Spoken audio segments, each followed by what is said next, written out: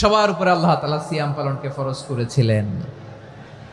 তবে ধরনটা ভিন্ন ছিল, এক এক জাতিগোষ্ঠীর জন্য এক এক ধরনের ছিল। আমাদের জন্য সিয়াম ফরজ টানা 1 মাস 30 দিন বা 29 দিন। কোন কোন উম্মতের উপর 30 দিন না, মাত্র 3টা রোজা ফরজ ছিল। কয়টা? আওয়াজ করে বলেন। আপনাদের কি মনোযোগ আছে না গেছে? মনোযোগ আছে? তাকবীর পড়েন তো, লিল্লাহে তাকবীর।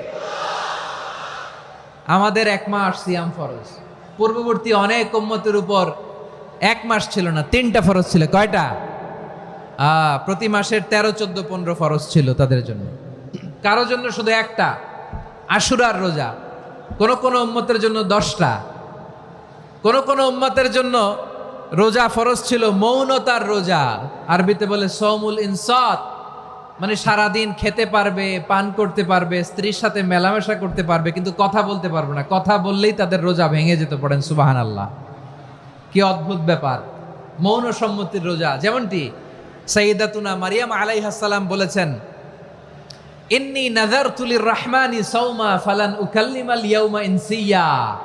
তিনি বলেছেন, আজকে আমি রহমানের জন্য, মানে আল্লাহর জন্য রোজা মানত করেছি, আজকে আমি কারোর সাথে কথা বলতে পারবো না।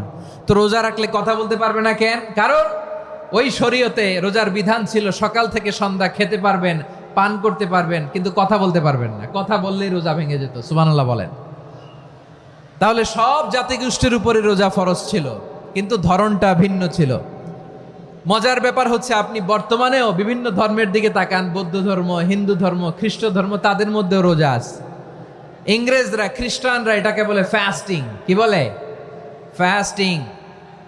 আমাদের হিন্দু ভাইয়েরা বলে উপবাস। তারা কি বলে? উপবাস।